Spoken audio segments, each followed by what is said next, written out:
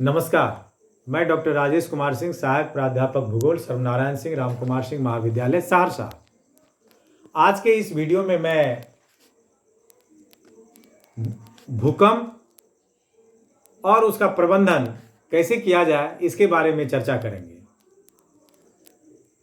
अभी हम आपदा प्रबंधन से संबंधित बातों पर विगत कुछ वीडियो से चर्चा करते आ रहे हैं।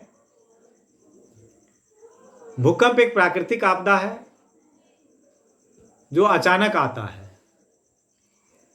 भूकंप के आने से काफी बड़ी मात्रा में जान माल की क्षति होती है।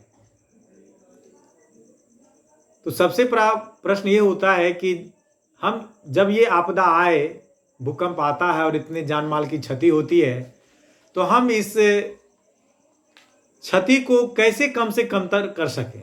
इसका सबसे उत्तम उपाय है कि उसका हम उचित प्रबंधन करें।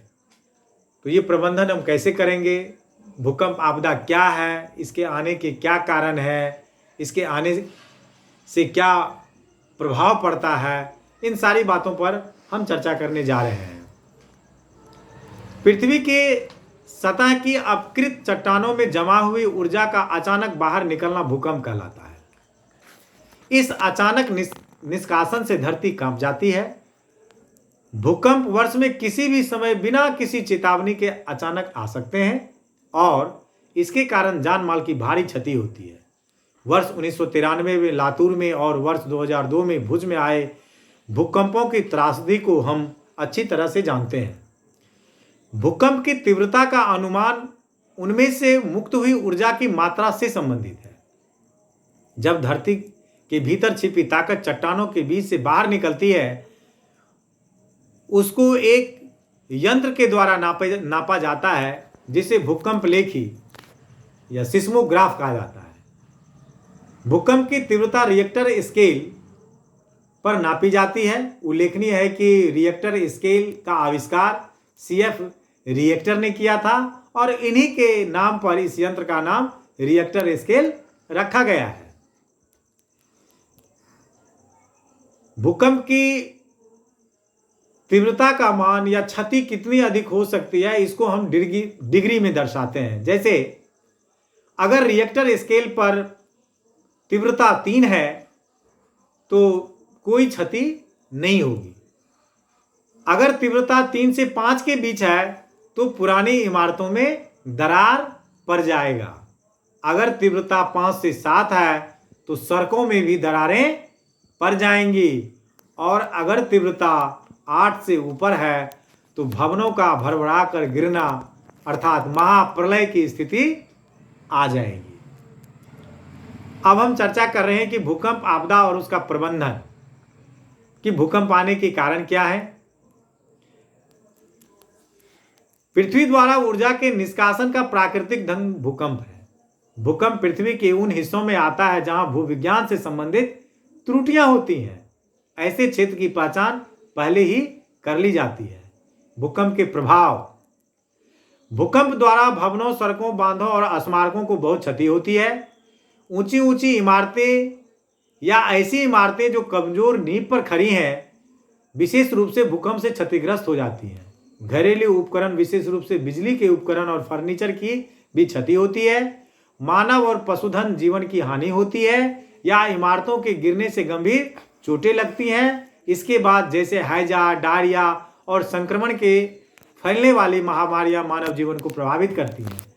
जल आपूर्ति, वाहित मल, संचार लाइनें, पावर लाइनें, परिवहन नेटवर्क और रेल मार्ग आदि आवश्यक सुविधाएं अस्त व्यस्त हो जाती हैं। भूकंप आपदा का प्रबंधन, भूकंप के दुष्परिणामों से बचने के लिए निम्न तरीके अपनाने से इसके प्रभाव को कुछ कम किया जा सकता है। जैसे भवनों का डिजाइन, इमारतें इस प्रकार की डिजाइन करनी चाहिए कि वे भूकंप के झटकों को झेल सके। खासतौर से भूकंप संभावित क्षेत्रों में तो विशेष ध्यान रखना चाहिए। मिट्टी की भौतिक विशेषताओं का विश्लेषण किया जाना चाहिए। विश्लेषण करते समय भूकंप को सहने की शक्ति का परीक्षण आवश्यक है। ब्यूरो ऑफ इंडियन स्टैंडर्ड ने भवन निर्माण के लिए कुछ रूपरेखा और निर्देश तैयार किए हैं जो भूकंप को सहने के लिए अपनाने अत्यंत आवश्यक है। प्रायः संबंधित नगर निगम अधिकारी ही भवनों या इमारतों की डिजाइन को नियमों और सुरक्षा नियमों को पूरा करने पर ही स्वीकृति देते हैं। बिल्डर्स, आर्किटेक्ट, ठेकेदार, डिजाइनर, घर के मालिक और सरकारी अफसरों को इन संबंध में प्रशिक्षित करना आवश्यक है। भूकंप संभावित क्षेत्रों में लोगों को एल, टी इन आकारों का भवन निर्मित करना चाहिए, जिससे कि वो भूकंप की अधिकतम तीव्रता को भी आसानी से सह लेती है। भूकंप के घटित होने पर ली जाने वाली कुछ सावधानियां, अर्थात जिस समय में भूकंप आता है उस समय में हम क्या करें ताकि हम अपने को उस आपदा की स्थिति में सुरक्षित रख सकें, मैं इसके बारे में बताने जा रहा हूं। भूकंप आने के पश्चात, अर्थात जिस समय में पृथ्वी डोल रही हो, भूकंप आया हुआ हो, उस समय खुले स्थानों की तरफ भागना चाहिए, चला जाना चाहिए, शांति बनाए रखना चाहिए, घबरा कर इधर उधर ना भागें, लिफ्ट का प्रयोग कभी भी ना करें, खिड़कियों से दूर रहें, फर्नीचर और शीशे से भी काफी दूर रहें, मजबूत बीम के नीचे खड़े रहें क्योंकि यह गिरेगी नहीं, या खाने की मेज या पलंग के नीचे घुस जाएं, छिप जाएं। यदि आप किसी इमारत के नीचे खड़े हैं या अपने स्थान से हट नहीं सकते हो तो अपने सिर को, शरीर को अपने हाथों से तकियों या कंबल से ढक लें, जिससे गिरने वाली किसी वस्तु से चोट न लग जाए। यदि बहुमंजिला इमारत में है तो उस मंजिल पर रहिए, लिफ्ट या सीढ़ी की ओर न दौड़ें और न लिफ्ट से नीचे उतरें। यदि रास्ते में है और यात्रा कर रहे हो तो अपनी गाड़ी को इमारतों, दीवारों, पुल, पेड़, बिजली के खंभों और तारों से दूर ही रखें। जो कुछ क्षति हुई हो उसको देखें और बाधा को साफ करें। चोट आदि को देखें, प्राथमिक उपचार दें और लें, दूसरों की मदद करें। यदि आपका घर भूकंप के कारण बुरी तरह क्षतिग्रस्त हो गया है तो तुरंत घर से बाहर आ जाएं। साथ में आपातकालीन आवश्यक चीजें जैसे खाना, पानी, प्राथमिक उपचार का बॉक्स, दवाइयाँ, फ्लैश लाइट, टॉर्च, मोमबत्ती, माचिस, कपड़े आदि यदि संभव हो तो साथ लेकर जाएं। इमारतें, विशेषकर पुरानी और ऊंची इमारतों, बिजली के खंभों, तारों और दीवारों से दूर ही रहें।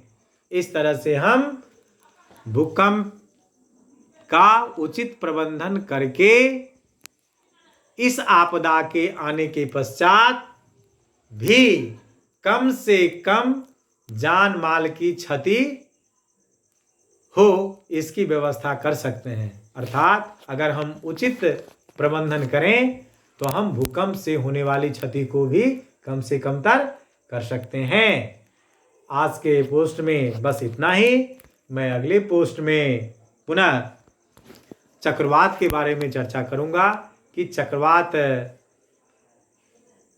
जो आपदा है, प्राकृतिक आपदा, ये कैसे आते हैं और चक्रवात के समय हमें क्या करना चाहिए या हम किस तरह से प्रबंधन करें कि चक्रवात से होने वाली क्षतियों को कम से कम तर कर सकें, उस पर मैं अगले वीडियो में चर्चा करूंगा।